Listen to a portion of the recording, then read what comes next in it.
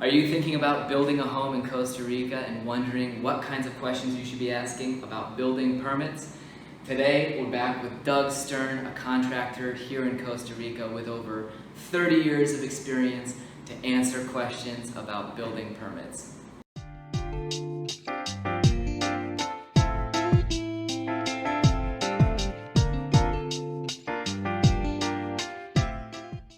Welcome back to Costa Rica Expat FAQ. I'm here with Doug Stern, contractor here in Costa Rica with over 30 years of experience talking about building permits.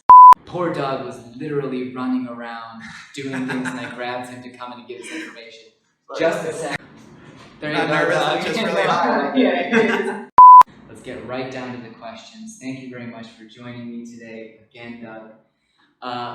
What do you need a permit for building, remodeling-wise in Costa Rica? And basically, building, you need a permit for any permanent construction. Remodels is a little bit of a gray area there. Mm-hmm. If it's something structurally you do need a permit and want a permit. If it's just kind of ripping out old and replacing with new, they're pretty flexible about things like that. Aesthetically. Yeah, not a big problem. Okay. If they really wanted to give you a hard time, they could, but it basically doesn't happen too much. They, who gives permits and who monitors permits and constructions here? There's two entities, basically. It would be the municipality, which our municipality is Santa Cruz, and they do have inspectors that regularly make the rounds. And then there's also the College of Engineering, which comes out of San Jose, a little less often, but they do make the rounds also and check out when permits are issued to make sure that the construction is going according to plan and according to the way it's supposed to be. Yep, so the municipality gives the building permit, and specifically which department among them? The construction, there's a construction department within the municipality. Makes sense. You actually have to go through the College of Engineering. When the architect and engineers finish up their plans, they have to get it approved through the College of Engineering before they can submit it to the municipality. Okay. But that's something that it's pretty much between the architects and the engineers, and they get that done, and then it's the owner or builder that usually goes through and takes it to the municipality. And so what are all the things you have to submit to the municipality to apply for your building permit? It depends on exactly where you're building and what you're building, but basically you have to be able to prove that the property is yours, or if it's in the name of a corporation, that you are the legal representative of that corporation. So you have to, the property has to be up to date, it has to be titled, the owner that's going to get the permit under his name has to prove that he is the owner, and everything's up to date with passports, residency cards, anything like that.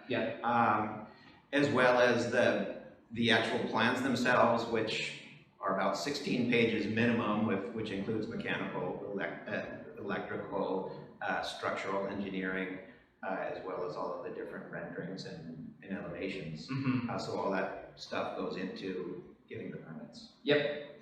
First to the College of Architects to get the plans approved, then all of it heads to the municipality. Correct. Excellent. How much does a permit cost, generally speaking? Is it a percentage of the construction value, or? Yeah, it's 1%. Okay. The College of Engineering will come up with a value, an approximate value of the construction itself, depending on where it's being built, the quality of construction, the materials you're using. They have different levels of costs, and they'll come up with an actual value for the construction. The municipality will charge 1% of that value. The actual value that they do come up with, it always varies a little bit, so it's hard to really nail it, but it's usually about 25–30% less than reality, but it really does cost, so you get a little bit of a discount there. 1% really of a slightly underestimate on the real value of the construction cost. How long does it take to get a permit once you've submitted everything to the municipality? I know that process is going to be flexible. They've actually streamlined it quite a bit over the last year or two. It's all digital now. So from the time you send everything in, assuming you have all the necessary documents, it's really within a week. It's very quick. The College of Engineering can take a week, and then the municipality usually takes less, maybe 2 or 3 days the College of Engineering can approve. And That's the municipality incredible. is now, they've been doing it in about a week. That just shocks me. I haven't talked about this topic in a long time, and I just imagined it was way longer. It used to be anywhere from 3 weeks to 4 weeks to 5 weeks, and you just didn't know, so they really have gotten Great. better about it. It does have to do with supply and demand also. If there's a lot of people building and they're a little bit behind, it's gonna take a little bit longer. But they have really made some big strides forward and speeding up the process. Great. That's incredible to know. People thinking about investing in real estate, how are they going to know that their builder has applied for a proper permit and done everything correctly from a layperson's point of view? Well, actually, on the construction, somewhere at the construction or the workshop next to the construction, you need to put a sticker, show that you have a building permit. You also have a document that you need to have in your office, one on file there also at the work site. Yeah. And also on the plans themselves, there's going to be however many plans you submit, 2 or 3 plans will come back with actual stamps and seals on them. So those are all things that you need to see as an owner to make sure that it's really been paid for and you're building. Yeah, because you do see stories, people starting their construction and finding out somewhere in the process that they were working with a contractor that did not proceed correctly through the process. They have construction sites stopped sometimes. Yes. Doug has given great advice previously on my channel about construction in general here in Costa Rica. I'll put a link to that here in this video. If you have any questions for us or you're thinking about building here in Costa Rica, feel free to send me an email to matt@cbtamarindo.com. Appreciate the information today, Doug.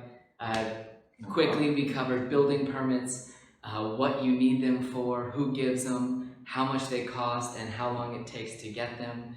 Thank you very much for watching. Have a great day, and we'll see you again on Costa Rica Expat FAQ.